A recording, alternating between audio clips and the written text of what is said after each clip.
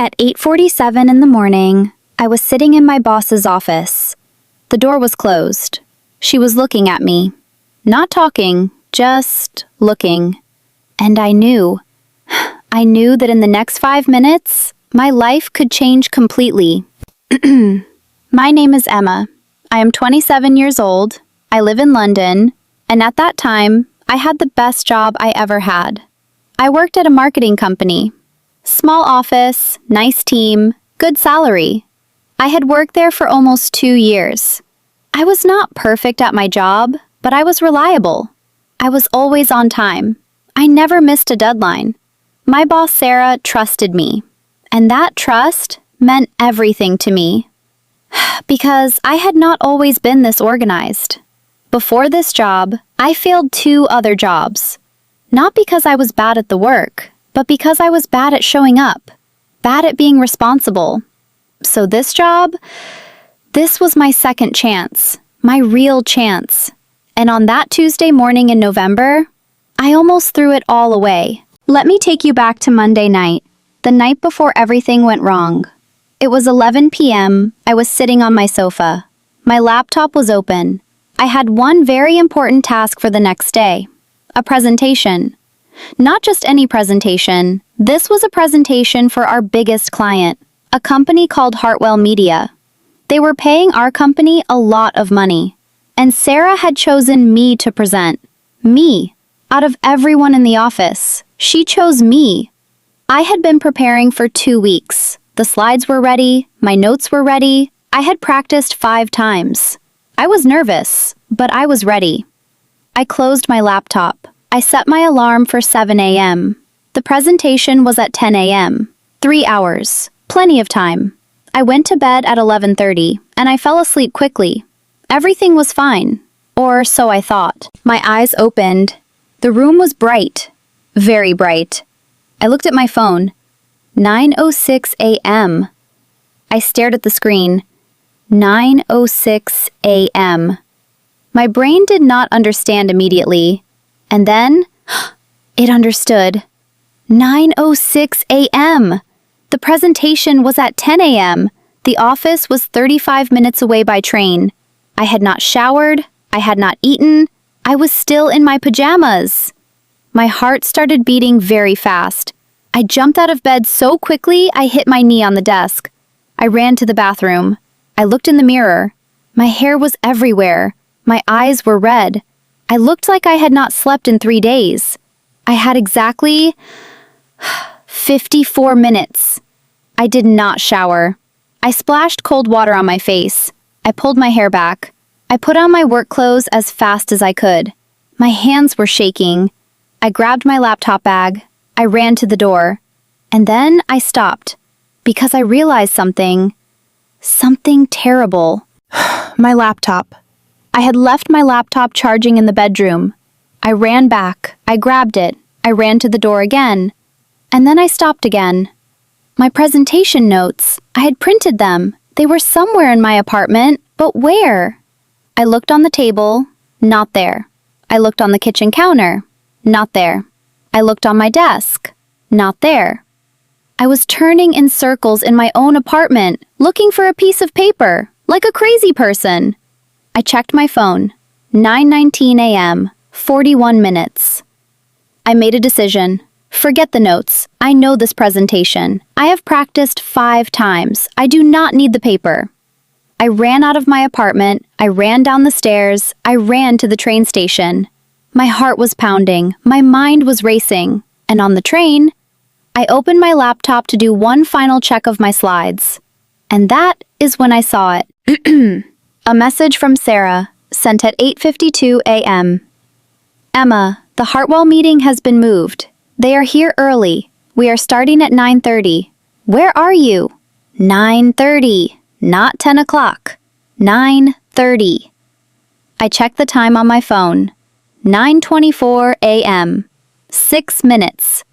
I was on a train, still 10 minutes from the office. I felt sick. My stomach dropped. This was not just being late. This was missing a presentation. This was letting Sarah down. This was letting the whole company down. in front of our most important client. I typed back to Sarah with shaking fingers. Sarah, I am so sorry. I am on the train. I will be there in 10 minutes. I am so sorry. I pressed send, and then I just sat there, on that train, surrounded by strangers, feeling completely alone.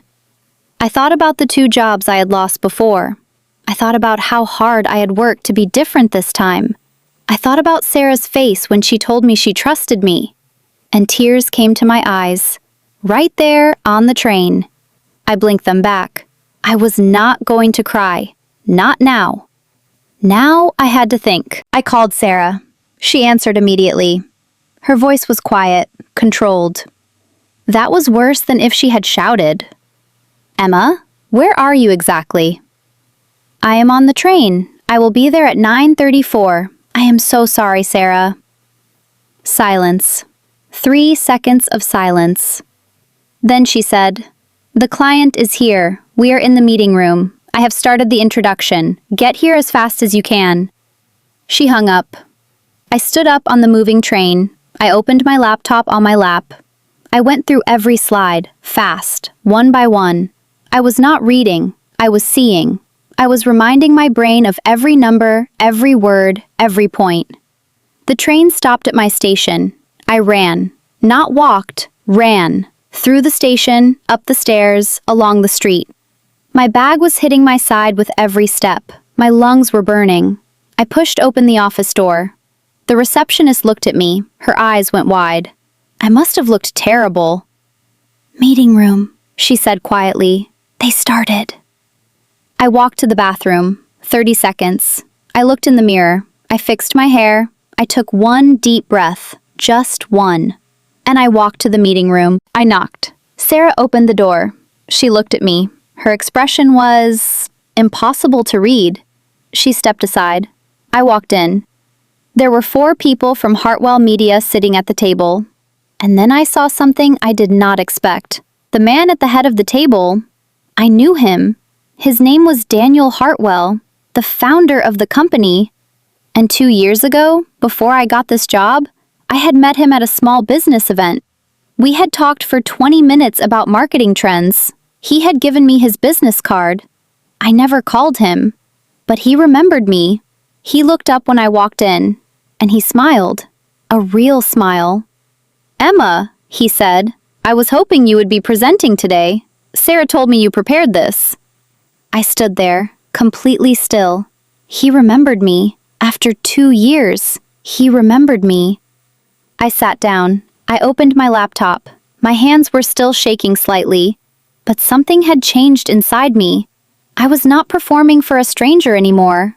I was talking to someone who already believed in me, and I gave the best presentation of my life. Not because I was calm, because I was not. I was nervous. I was real. I was honest. And the Hartwell team loved it. After the meeting, Daniel Hartwell shook my hand. He said, That was excellent work, Emma. Very clear. Very confident. I almost laughed. Confident. If he only knew. After the client left, Sarah called me into her office. That was the moment I described at the beginning. The closed door, her looking at me, the silence. She said, Emma, you were 40 minutes late to the most important meeting of the quarter. I nodded. Yes, I know. I am so sorry, Sarah. It will never happen again. More silence. And then she said something I will never forget. I know it won't, because I have never seen someone walk into a room that late, that unprepared for the situation, and perform that well. You kept it together, and the client likes you. So this time, we move forward. But Emma set 2 alarms. I laughed. She smiled, just slightly. And that was it. My job was safe. But more than that, I had learned something real. Here is what that morning taught me. Preparation matters, but how you handle a crisis matters more. You will not always be ready. Life does not wait for you to be ready. The question is not, will something go wrong? The question is, what will you do when it does?